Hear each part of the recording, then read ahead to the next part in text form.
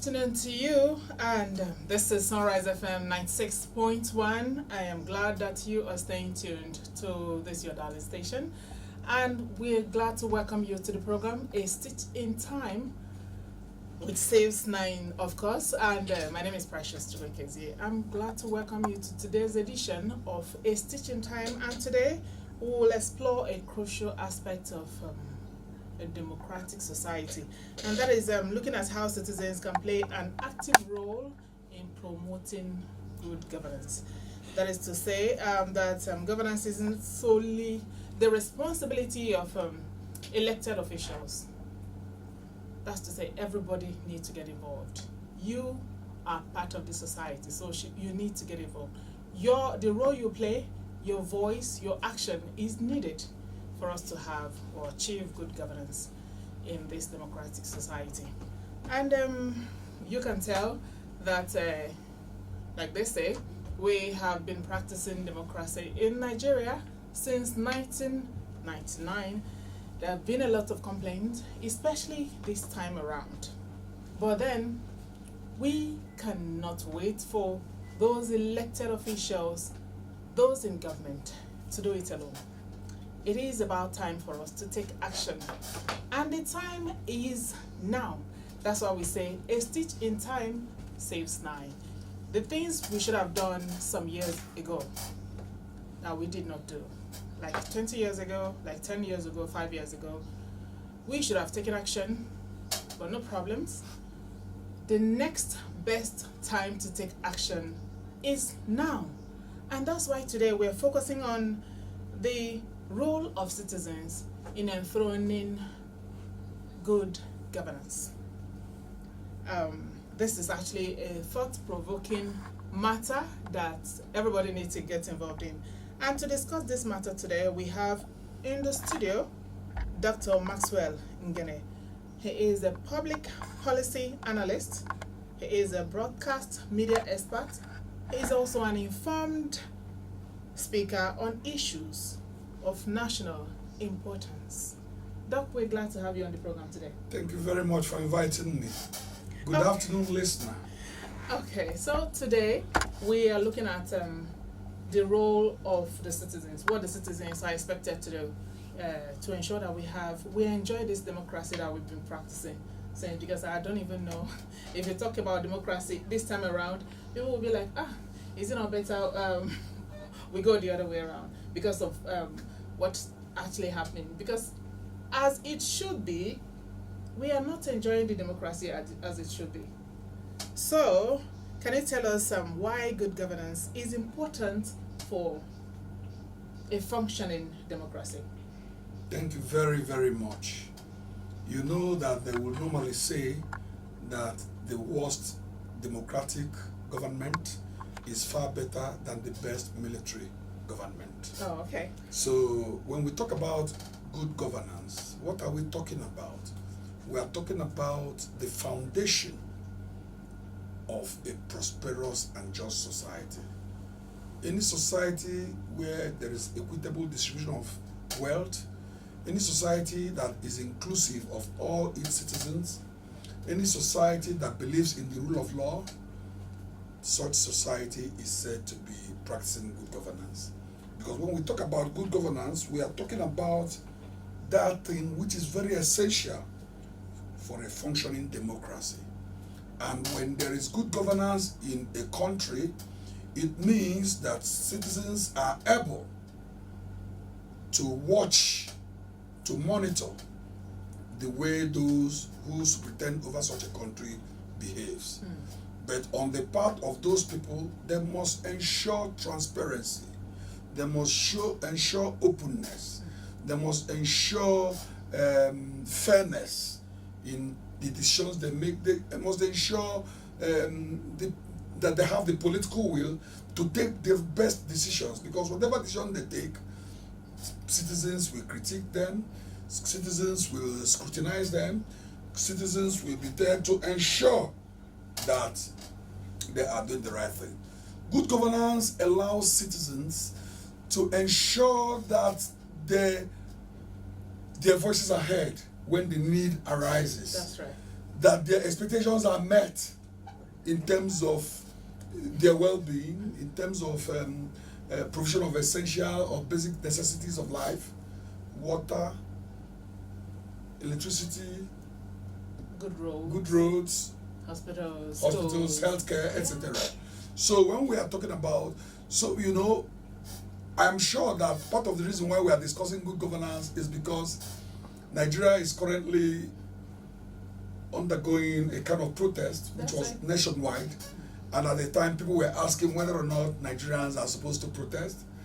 In a democracy, protests are a healthy component of democracy, because those who are sitting in exalted positions are not sitting there because they are the strongest in terms of physical or raw power. They are not there because they are the most blessed by God. They are there because it is deemed that they were elected through the ballot paper. So when we talk about good governance, we are talking of a situation where it is a type of government where people are elected to lead those that elected them and ensure that society is fair, society is just, and that there's this pursuit for excellence, and to ensure that society is egalitarian. Thank you very much.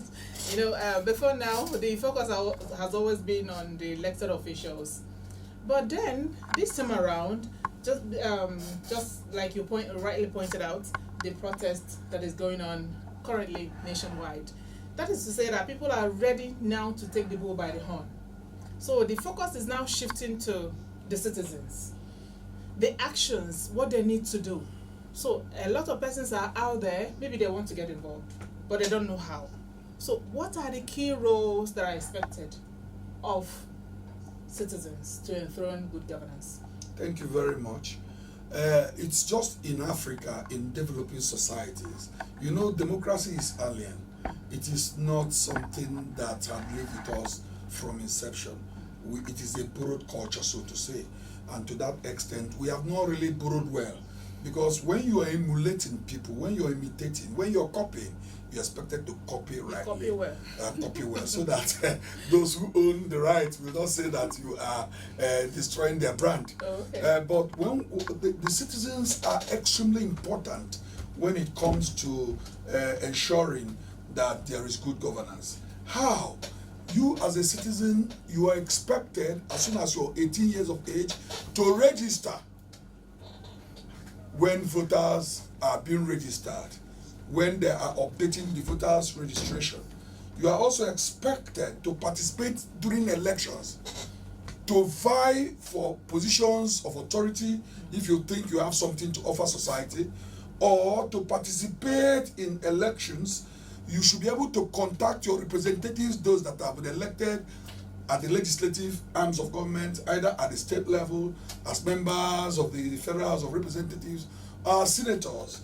You are expected to attend public meetings. You are expected to engage in some measure of activism or advocacy. You are expected to point out when things are not going right.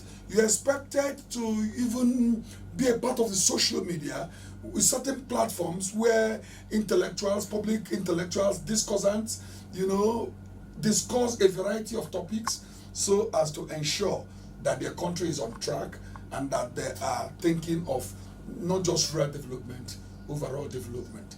Because you see, it is because of the apathetic nature of citizens. Citizens, some of them are very apathetic. They say,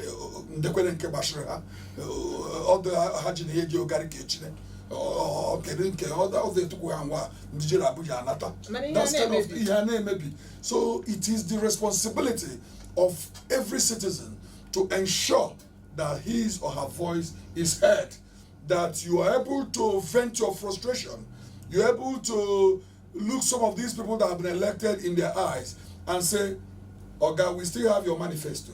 We're going to look at it and you're not doing well. You made promises to improve life." And that is exactly why in Nigeria today, the APC-led government of Tinubu is having it very hot with the citizenry. Exactly. Because you will agree with me that it is no longer business as usual. Nigerians are becoming more enlightened, more knowledgeable, more exposed because of the education that people like you in the media give to society. You inform them, you educate them, you entertain them. And more so now that a lot of Nigerians have become ICT compliant, because we live in an increasingly technologically different world where there's no hiding place for those who are nothing to offer. It's not enough to say, Emiloko, it's my turn.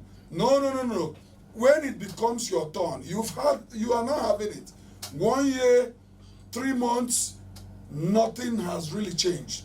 And we were given that false hope, the renewed hope. And Nigerians have never seen the kind of poverty that they have seen in the last 15 months, to the extent that people are unable to put food on the table. They are unable to pay their bills. Even those who are working are very angry. Do you know that civil servants, for instance, were asking for a raise, a living wage? Some call it minimum wage. Yes, Tinubu has been magnanimous.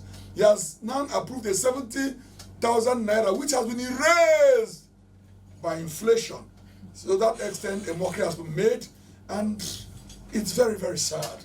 But citizens must know that they indeed have a right to play, a role to play in ensuring that the right caliber of people are elected, that it is no longer an all-comers affair. A situation where those we know that used to be members of Ibakunechenyi will suddenly come, rear their heads and say it's their turn to become councillor of Mbosha, councillor of Amechi, councillor of Wani, councillor of Ababa. The era is gone, because this local government election in Enugu State is supposed to be used to redefine the way governance should be, so that they can also complement the effort of our workaholic governor, who we are seeing delivering dividends of democracy in such a speed that we've never seen before. That's right. You're very correct when you said it's no longer business as usual. So this time around, it is now business unusual. Yes, and part of the reason you made mention of citizens electing the right caliber of people in governance. So when during the time of election, what should citizens consider before voting in a candidate? Thank you very much. It is an irony that the right candidates, our first 11, hardly emerge as leaders. Do you know what difference it could make if journalists, if broadcasters are allowed a space in the political terrain? Because they have interrogated a lot of issues. They have, but to go through to your question proper, you need to look at the backgrounds of the individuals. You need to look at their family background, their upbringing, their educational careers, their professional attainment, their level of integrity in terms of probity. Are there people who express values that resonate with society?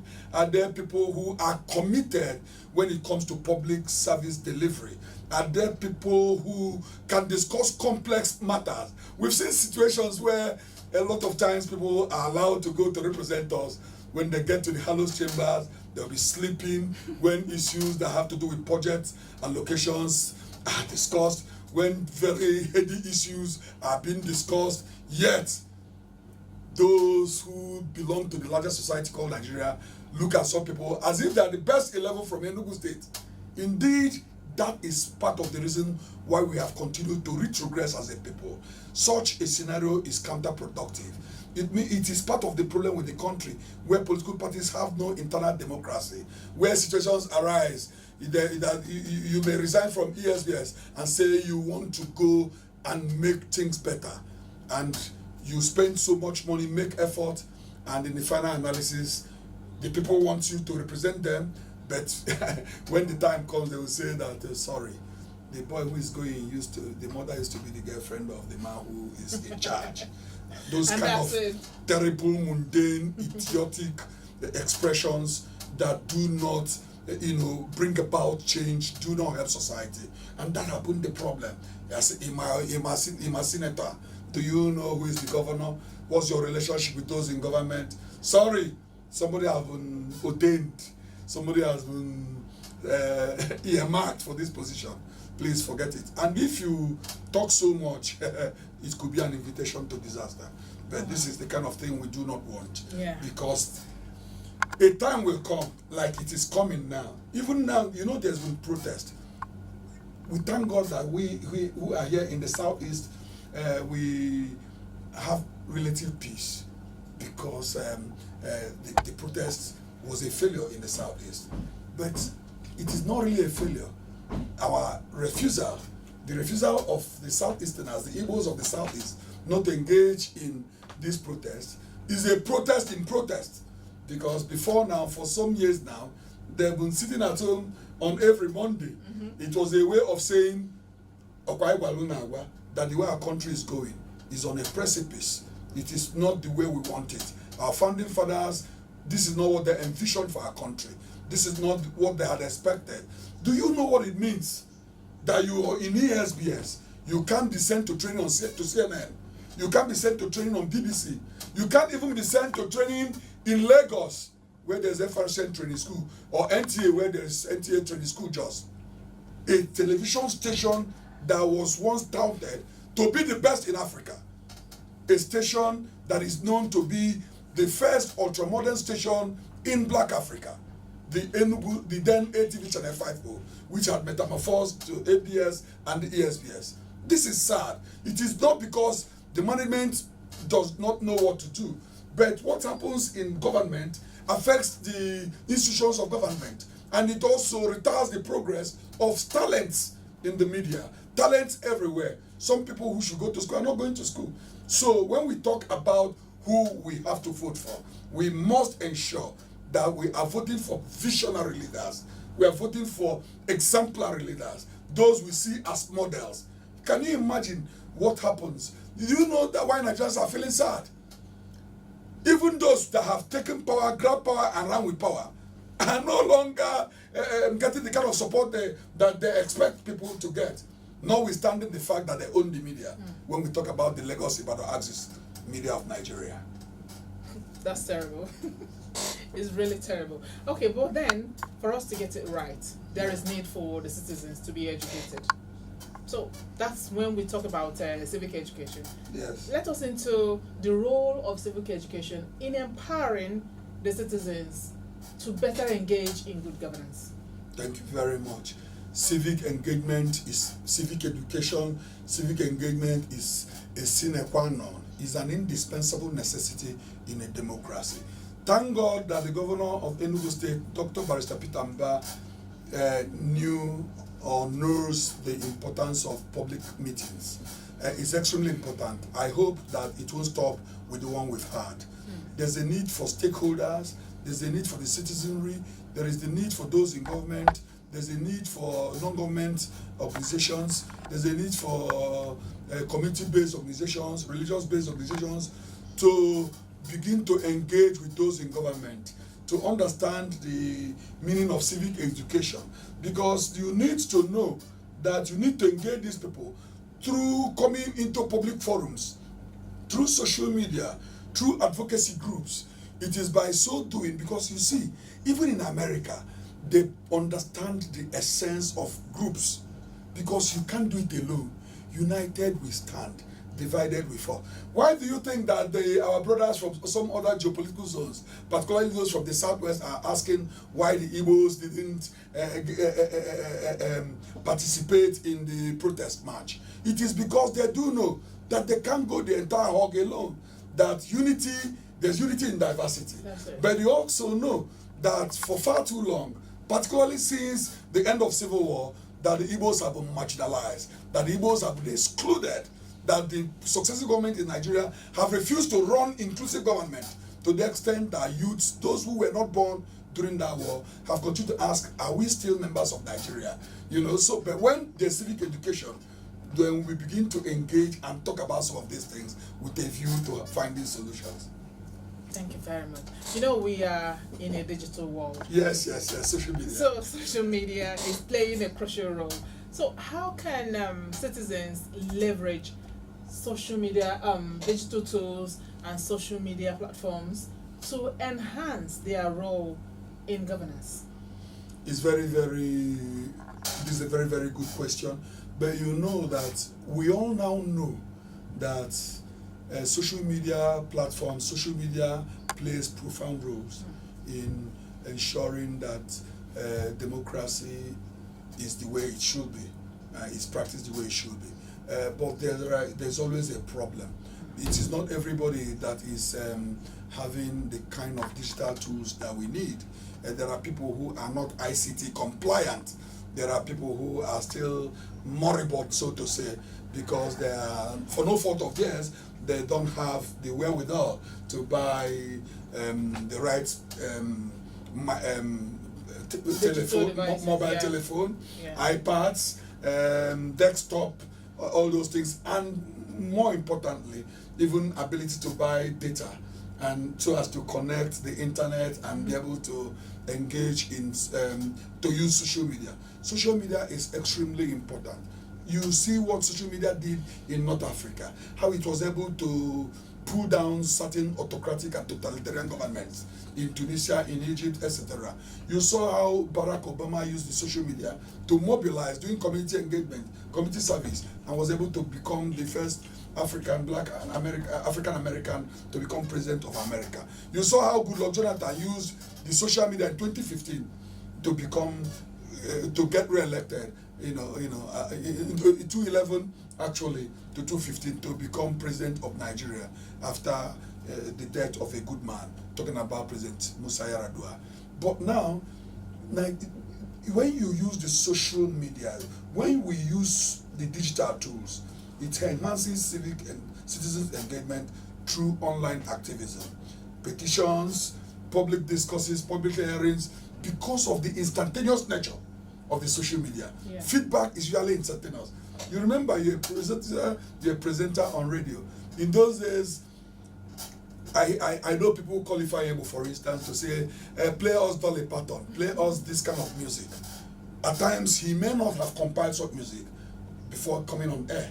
He will now make a promise that sometime next week you can be sure I'm going to bring Dolly Parton to play Coat of Many Colors. But now, mere click of just a button. A click. The music of the choice of the audience is given to him or her. So digital platforms, social media platforms are very veritable tools that enhance civic engagement, that helps people to put a satellite, so to say, on those who are lucky to occupy executive positions, either as governors, legislators, or even members of the judiciary, because we have 3 different arms of government that must work in an interdependent manner for society to function properly. Okay, you might have some citizens who are willing or eager to get engaged, get involved in political matters or in the governance, but there might be some challenges. Can you let us into some of the challenges or obstacles that citizens face when trying to engage or influence governance? Thank you very much. There are a lot of problems. You can imagine what has happened lately. From what had happened in the last 6 or 7 days, it has become evident that those who engage in protest, for instance, could risk losing their lives. That getting involved in protests in Nigeria could lead to death.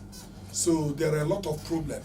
Some people who are lucky to have been elected or appointed, when people begin to say, Unada Chiofuma, you're not doing well, there's so much poverty in the land, there's hunger, we are unable to buy basic necessities of life, we are no longer able to buy gas, we are not able to pay for our transport to our offices, we are not able to pay for the transportation or even the school fees of our children. Those in government, rather than for them to listen and listen good, they see those people as troublemakers. That is the way they perceive labor leaders. I remember many years ago when I was the national leader of the Radio Television Theatre Workers Union, I used to spearhead efforts to improve the welfare of broadcast workers in Nigeria. And in Enugu State, I almost lost my life because they will think that you're a troublemaker, you're a very vocal person, you're very audacious. But I do know by my training that those who work in the media possess some measure of power. That's and right. that the media is very capable of, of swaying opinion, of shaping perception, of helping those in government to retain power, or either to make or to mar. So when people who have bogus names, people have been hearing your names over the years, yet you don't have a good car, you are not even sure of the quality of food your children will eat, at times it becomes like a disgrace. And you are watching some people who were nobodies before, because the media makes people nobodies to become somebody. You suddenly see people who suddenly are now members of the House of Assembly, not just in Enugu, in different parts of Nigeria, and suddenly you begin to hear their names, and they forgot yesterday, or they forget yesterday. They do not know that what is good for the goose is also good for the gander. Yes. And that is the reason why we must build strong institutions. It is not about the individual. I was in a station somewhere, they're asking me, Yoruba station, Osun station, Unity FM or Elisha. They were asking me, Dr. Maxwell, hey, you people are complaining of marginalization. Does it mean that Tinubu is also marginalizing you? One of the key ministries in Nigeria was given to Wike, and I began to laugh. Does the Ministry of Works translate to that Enugu people are, or Abia people, or even Ebonyi people, that they are now eating better than, not Wike, they were talking about the former governor of Ebonyi State, Umahi. I said, yes, but Nigeria is a country made up of 6 geopolitical zones, and we know we have over 36 ministries, and the Igbos that I was taught when I was in primary school was and still is a major ethnic group in Nigeria. You give us 1/6. Can you imagine? Really bad. It is because of such exclusion, it is just because of such inequality that has led to the protests. It is the reason why young people, youths of Igbo extraction are calling for separatist agitation, because you know by nature that these are people God loves so much, that have skills, qualities that can even help Nigeria to get to East El Dorado. Yeah.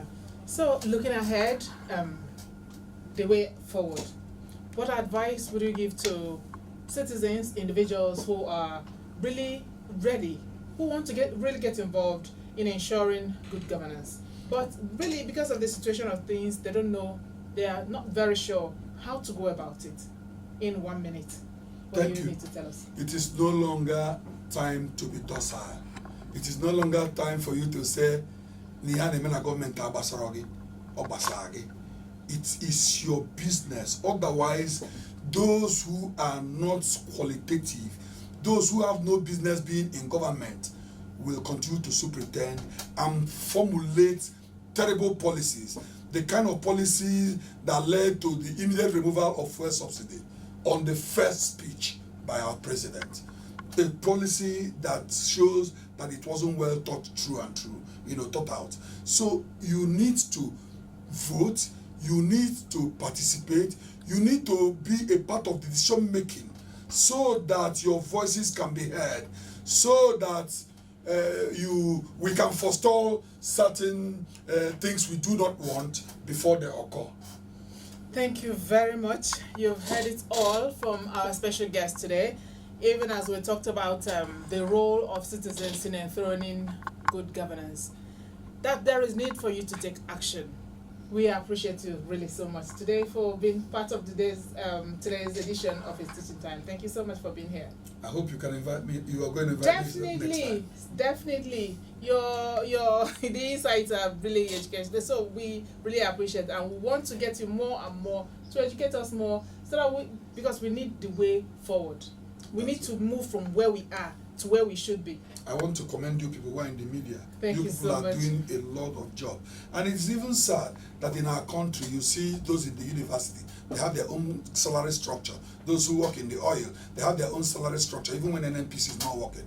But those in the media, they just say weighing allowance, something that they need to change and ensure that those who do essential services are very happy and sufficiently motivated. We're hopeful that sooner than later things will get better.